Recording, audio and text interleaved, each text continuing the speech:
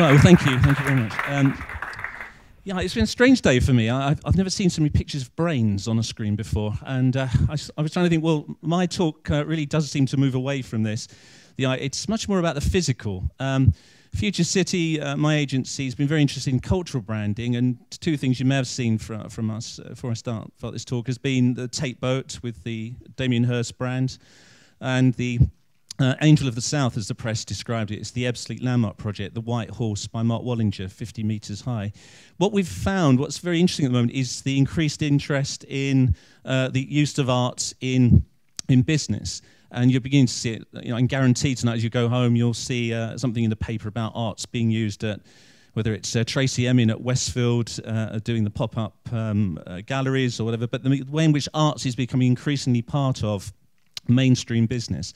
And I think that's because there's a sort of interest now in authenticity, the real story. I think the marketing edge now of something that's different is getting harder and harder to achieve. In the summer, I read an amazing book by Richard Florida, and it's called Who's Your City? And it's a wonderful book, and it's, sometimes you read things, you think this is exactly, it's almost written for me, that I see so much of what we're doing at the moment in this book. And really what he describes, and the thing that really particularly got to me, was the idea of the mega city. He talks about mega cities of, London, Tokyo, New York, Shanghai. These are these places of real scale, and some of them with a GDP of probably of a country or a small country. These cities are beginning to compete for pretty much the same kind of people, the same businesses, the same ideas. And so globalization, interestingly enough, has ended up not in the fact that we all spread out and can work anywhere, but that we're actually interested in place. We're interested in being located. But of course, we're also transient at the same time. So what makes a mega city? It's its IP, its ability to deliver ideas. It's probably language. London, New York particularly have this, I suppose, luck that the English language unifies and links together all sorts of ideas, whether it's music and theatre or it's conceptual ideas around business. It draws in the best of everyone. It brings in the best concerts, the best businesses, and so on and so on. And I really picked up on this because a lot of the work we've been doing recently over the last year or so has been very much around writing cultural strategies about placemaking. Battersea Power Station being one project we're working on. We're doing some vast projects in Cambridge and others in the East End of London. Increasingly, developers, architects, city authorities becoming more and more aware of what their places should look like and feel like. Of course, my mega city is London. I'm a Londoner, and I've lived and worked here all my life. And I see London as this unique place. But it's also, was and is, a city of villages. It's arrived in the shape it is now because of place. But ironically, at the time when place becomes more important, our places are becoming less and less distinct. Becoming a kind of homogenized grey, this expression, clone town, which has sprung up over the last year or so. Clone town means that you can buy anything anywhere, you can put anything together. Something that looks like in Guildford you can find in London, you can find it in Latvia. It's becoming more and more of an issue, is how do you make places?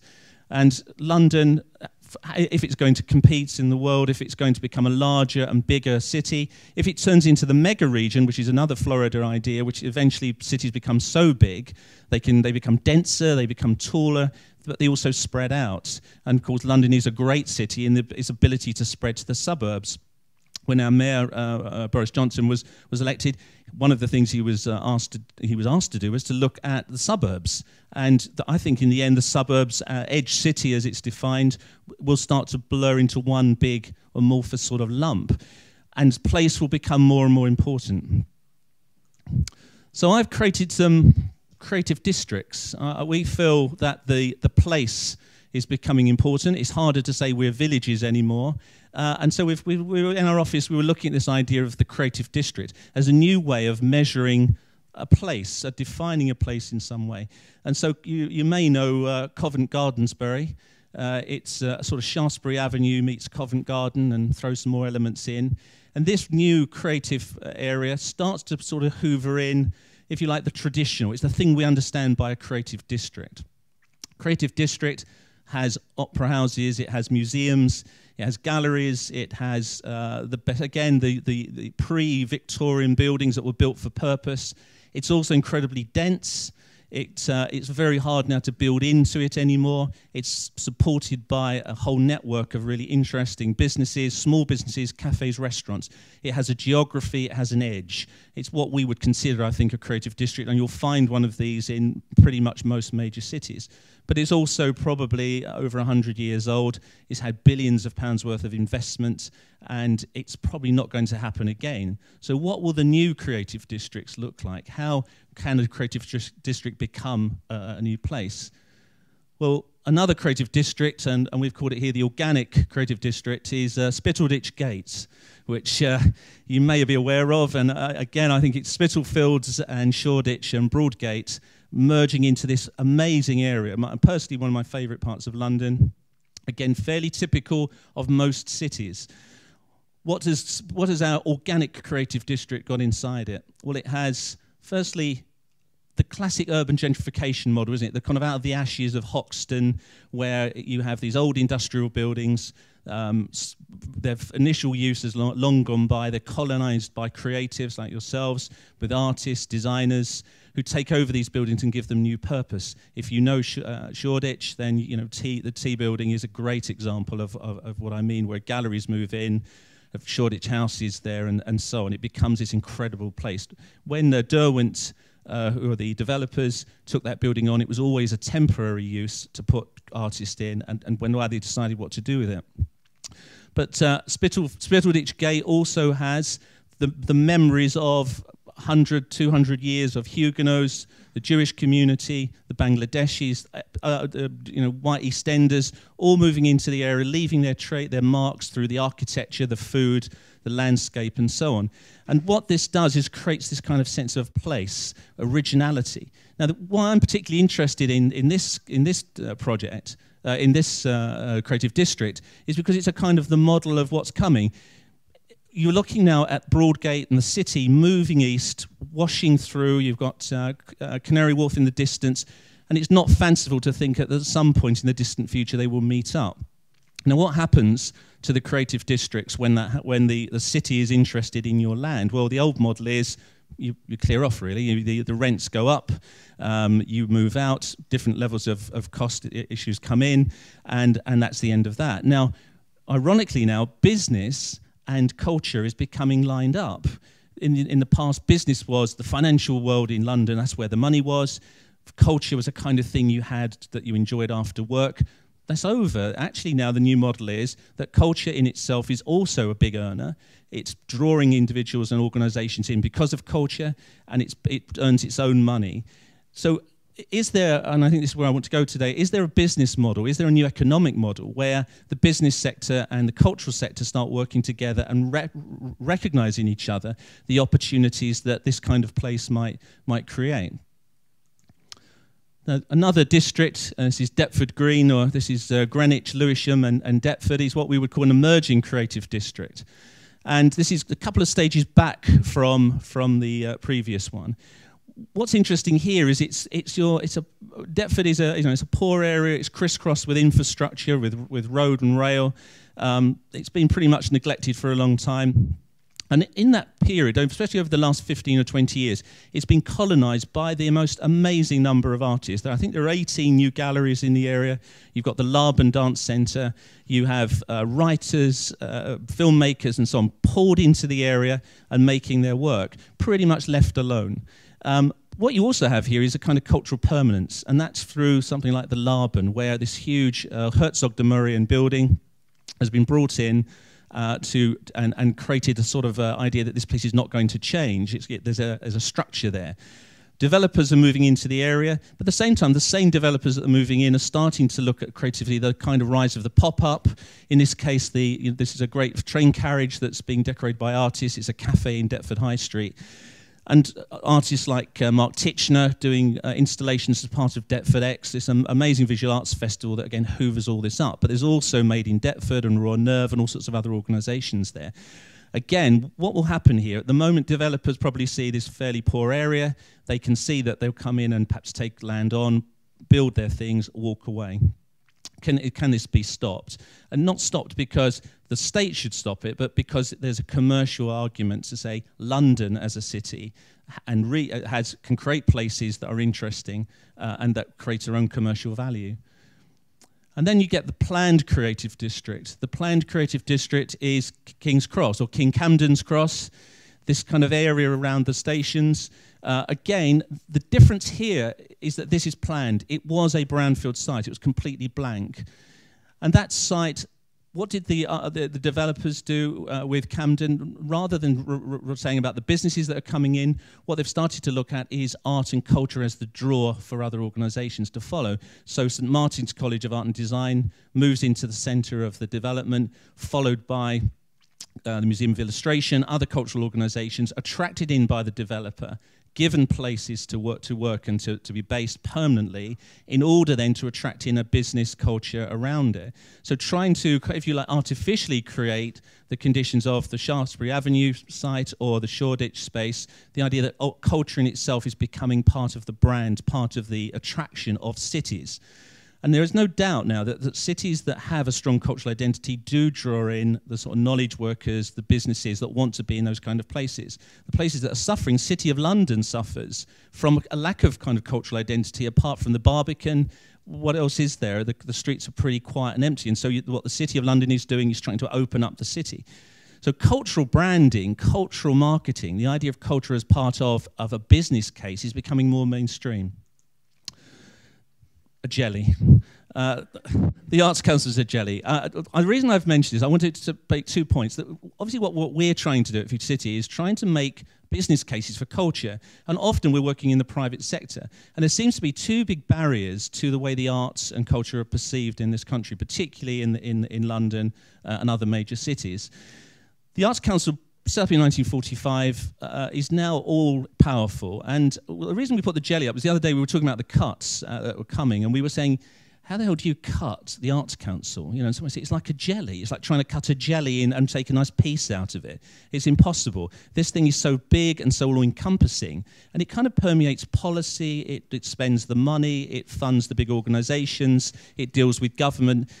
The arts are very much reliant on a public sector piece of thinking, and mostly that public sector thinking and public sector money is feeding other public sector arts organisations as well. So there's this group of organisations very much kind of talking the same language.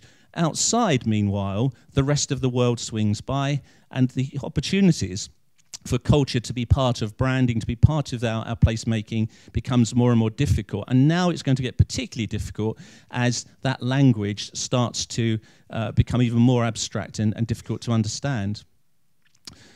But also, you know, we're talked today very much about viral ideas, about marketing and technology and the way in which that helps us communicate. But we also deal with physical place. Every day we'll pick up a paper and read about the new architecture, the walkie-talkie building, the Shard where our office is, all coming through into the city. We inhabit the city. We inhabit the public realm. Our businesses are located here. So the developer is key. But what does the developer do? The developer has a particular method of working, which is the same as the arts wing, which is it's separate, it has its own language, it develops its products, its public spaces, its buildings, using its own language. The biggest problem with development is it's risk averse. It can't really be seen to do anything that's dangerous or difficult because they move away. There's no legacy. The developer builds the buildings, whether that's you know, the shopping mall, the office block, or the houses that were there, they've all got pretty much the same approach, which is you build them, you leave. The Arts Council, or the arts sector, with their cultural interests, they've got their own language as well. So both organisations, although they're around each other and they're completely responsible for the brand of our city and the look of our city, have to speak different languages. And what it means is the business sector don't really see that the arts are their responsibility.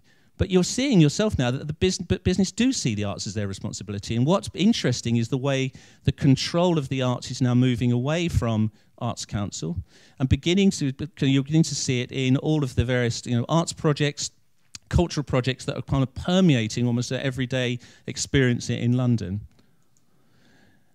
Just want to quickly jump from a jelly to a Monopoly board to Faraday, Turner and Keats. And I suppose what this is about is harking back to a period of long ago.